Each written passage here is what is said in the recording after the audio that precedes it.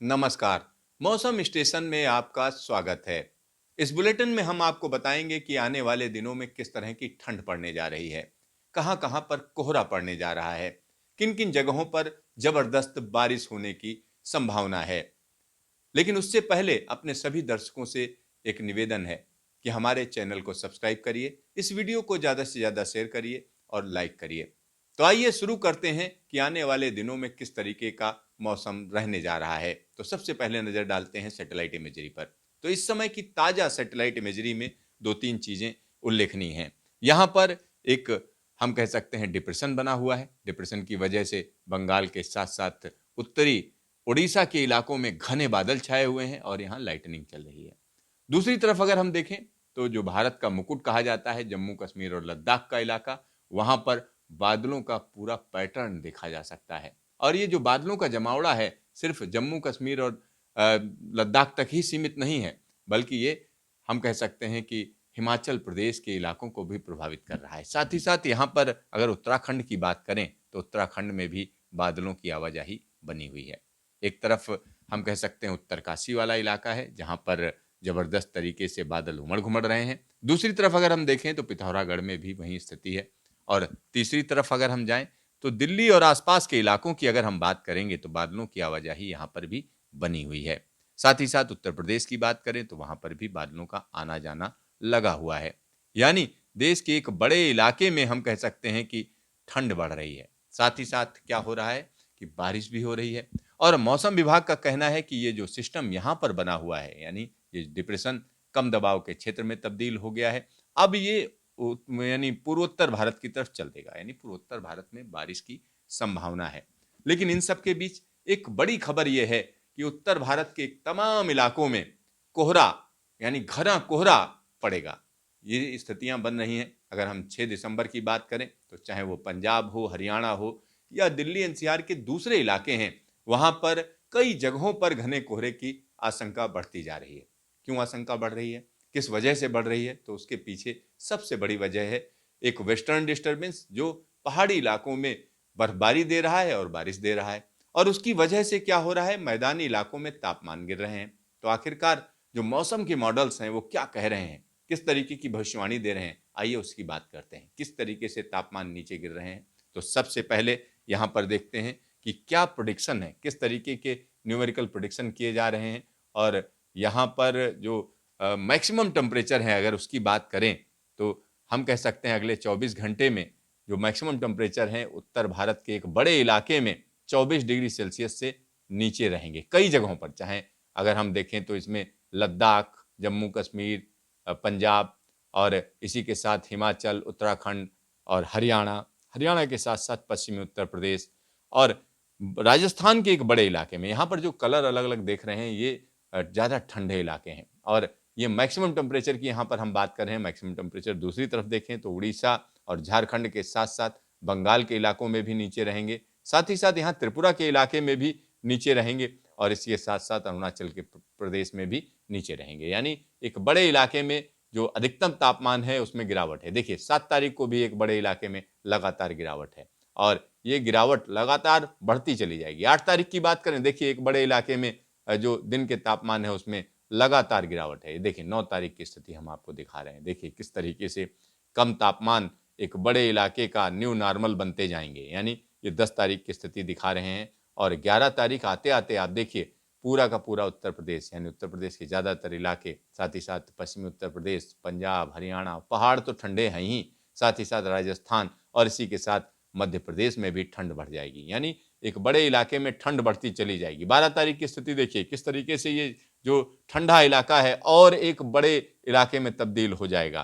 तो ये स्थिति लगातार बदलती हुई देखिए 13 तारीख को हम कह सकते हैं आधे से ज़्यादा हिंदुस्तान ठंड की चपेट में आ जाएगा। देखिए 14 तारीख की स्थिति देखिए, यानी एक बड़े इलाके में ठंड बढ़ जाएगी। यानी 15 दिसंबर आते आते देश का एक बड़ा इलाका ठंड की चपेट में आ जाएगा। ये तो बात हुई दिन के तापमान की, यानी दिन के तापमान में गिरावट है और लगातार गिरावट है। दूसरी तरफ अगर हम देखें तो रात के तापमान में भी गिरावट है। रात के तापमान किस तरीके से गिरेंगे, आइए देखते हैं न्यूमेरिकल मॉडल क्या कह रहा है कि रात के तापमान में किस तरीके की गिरावट है। अगर हम उसकी बात करें तो न्यूमेरिकल मॉडल में देखेंगे कि किस तरीके से स्थितियां बदल रही हैं। और यहाँ पर अगर हम मिनिमम टेम्परेचर की बात करें, यानी रात के तापमान की यहाँ बात कर रहे हैं, यहाँ पर मैं आपको बता दूं जो स्केल है, यहाँ पर सबसे जो ब्राइट कलर आपको दिख रहा है, यहाँ पर 10 डिग्री सेल्सियस से नीचे तापमान है। यानी जो मिनिमम तापमान है रात के तापमान, वो 10 डिग्री सेल्सियस से नीचे है। ये देखिए इन इलाकों में, तो यहाँ पर इस तरीके के नीचे तापमान है। लेकिन जैसे जैसे हम कह सकते हैं टाइम बढ़ेगा, यानी 7 तारीख की स्थिति देखिए, तो जो मिनिमम टेम्परेचर का जो दायरा है, यानी 10 डिग्री सेल्सियस से नीचे वाले जो तापमान है वो बढ़ते चले जाएंगे। ये देखिए 8 तारीख की स्थिति देखिए, ये दायरा फिर से बढ़ गया।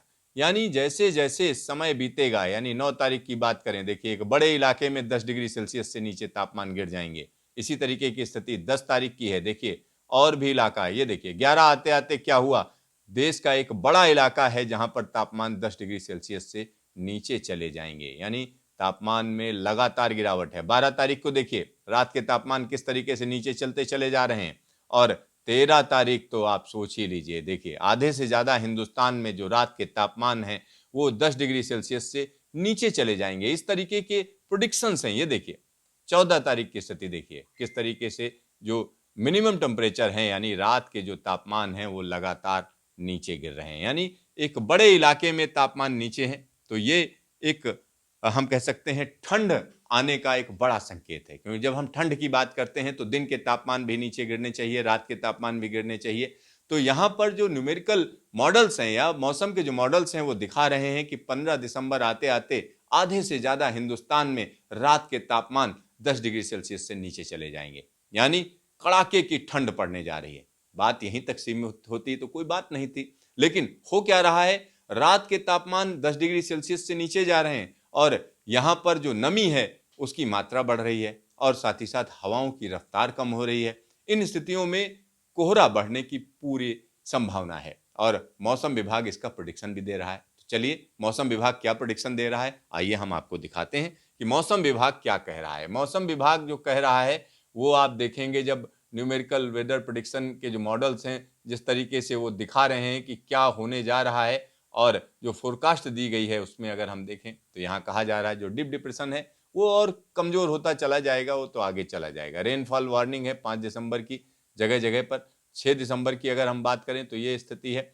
और अलग अलग जगहों की जब हम अगले 24 घंटे से 48 घंटे की बात करेंगे तो यहाँ पर कई जगहों पर ये कहा जा रहा है कि अब आने वाले वक्त में जो फोरकास्ट है वो यही कहा जा रहा है कि कोहरे की है। यानी 6 दिसंबर की यहाँ पर बात करते हैं, 6 दिसंबर को यहाँ साफ साफ मौसम विभाग कह रहा है डेंस फॉग वेरी लाइकली इन isolated pockets over Punjab Haryana Chandigarh.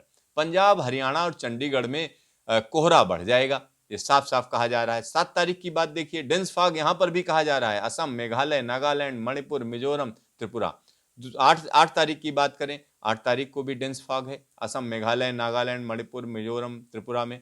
9 तारीख के लिए भी इसी तरीके की स्थिति है, यानी लगातार कोहरा बढ़ेगा, ये मौसम विभाग कह रहा है। और मौसम विभाग जो कह रहा है उसमें सच्चाई है, क्योंकि मैंने आपको दिखाया हुआ है कि किस तरीके से रात के तापमान गिर रहे हैं और दिन के तापमान गिर रहे हैं। दोनों तापमान नीचे आ रहे हैं और इसका असर निश्चित तौर पर पड़ेगा। आखिरकार ये दोनों तापमान नीचे क्यों आ रहे हैं, किस वजह से आ रहे हैं? क्योंकि वेस्टर्न डिस्टर्बेंस लगातार बार बार आ रहे हैं। अगले 10 दिनों की अगर हम बात करेंगे तो लगातार वेस्टर्न डिस्टर्बेंस हैं, जिनमें कमजोर वेस्टर्न डिस्टर्बेंस भी हैं। कमजोर वेस्टर्न डिस्टर्बेंस में क्या होता है, जब वेस्टर्न डिस्टर्बेंस आता है तो तापमान थोड़ा ऊपर जाता है, लेकिन अगर वेस्टर्न डिस्टर्बेंस कमजोर है, यानी ऊंचाई वाले इलाकों में बर्फबारी दे रहा है, तो मैदानी इलाकों को वो ठंडा कर देता है। तो जैसे ही वो आगे बढ़ जाता है या हटता है तो तुरंत तापमान नीचे गिर जाते हैं और हवाओं की जो रफ्तार है वो कम हो जाती है, जिसकी वजह से कोहरा पड़ने की आशंका बढ़ जाती है। और यही स्थिति हो रही, यानी 15 दिसंबर तक देश के एक बड़े इलाके में घने कोहरे की पूरी संभावना बन रही है। चलिए हम आपको दिखाते हैं न्यूमेरिकल वेदर प्रेडिक्शन में ये बात मैं क्यों कह रहा हूं। चलिए न्यूमेरिकल वेदर प्रेडिक्शन की अगर हम बात कर लें यहाँ पर, तो उसमें क्या क्या चीजें नजर आएंगी। ये अगले 24 घंटे में जो उत्तर पश्चिम भारत में जो हो रहा है उसको यहाँ पर आप देख सकते हैं। उत्तर पश्चिम भारत के लिए मौसम विभाग का कहना है कि जम्मू कश्मीर में जोरदार बर्फबारी, साथ ही साथ यहाँ पर हिमाचल की बात करें तो हिमाचल के एक बड़े इलाके में जबरदस्त तरीके से मौसम बदला हुआ है। इसी तरीके की स्थिति उत्तराखंड में है, पंजाब और हरियाणा में बारिश होने के चांस है। और अगर हम पूर्वोत्तर भारत की बात करें तो यहाँ पर जो वेदर सिस्टम है वो कहीं ना कहीं पूर्वोत्तर भारत में भी मौसम बदल देगा। लेकिन बात यहाँ पर उत्तर भारत की हो रही है। चलिए 7 तारीख की बात करते हैं। देखिए 7 तारीख को भी किस तरीके से ये western disturbance slow moving system की तरह आगे बढ़ता चला जा रहा है। ऊंचाई वाले इलाकों में जगह जगह बर्फबारी देगा, कई जगहों पर बारिश देगा, नेपाल में भी कई जगह पर बारिश और बर्फबारी होगी। लेकिन मैदानी इलाकों में देखिए किस तरीके से हवाओं की डायरेक्शन बदल रही है। हवाओं की डायरेक्शन सीधा सीधा हिमालय पर्वत से ठंडी हवाएं पूरे इलाके को अपने चपेट में ले लेंगी। यानी दिल्ली भी ठंडी हो जाएगी, पंजाब, हरियाणा, चंडीगढ़ सब ठंडे को जो है सामना करेंगे। साथ ही साथ उत्तर प्रदेश की बात करें तो उत्तर प्रदेश में भी तापमान बड़ी तेजी से नीचे गिरेंगे। और यहाँ पर एक और चीज मैं आपको बता दूं, बिहार के इलाके में भी तापमान नीचे गिरेंगे। और यहाँ पर अगर बंगाल की बात करें तो यहाँ पर बादल हैं, लेकिन पारा निश्चित तौर पर नीचे गिरेगा। राजस्थान में भी तापमान नीचे जाएंगे। तो ये स्थिति 7 तारीख की। 8 तारीख को देखिए ये वेस्टर्न डिस्टर्बेंस एक और कमजोर आ रहा है, जिसकी वजह से इस पूरे इलाके में हम कह सकते हैं नमी की मात्रा बढ़ेगी। क्योंकि यहाँ से जो पुरवैया है वो देखिए किस तरीके से डायरेक्शन बदलकर इस इलाके में पहुंच रही है, और उधर से ठंडी हवाएं, तापमान नीचे हैं, जिससे हम कह सकते हैं 8 तारीख के बाद कोहरा घना होता चला जाएगा। ये यहाँ पर दिख रहा है। 8 तारीख के बाद अगर 9 तारीख की बात करें तो देखिए एक और कमजोर वेस्टर्न डिस्टर्बेंस है जो लद्दाख के ऊपर बढ़िया बर्फबारी देगा। लेकिन नीचे के इलाकों की बात करें तो आप देख सकते हैं दो दो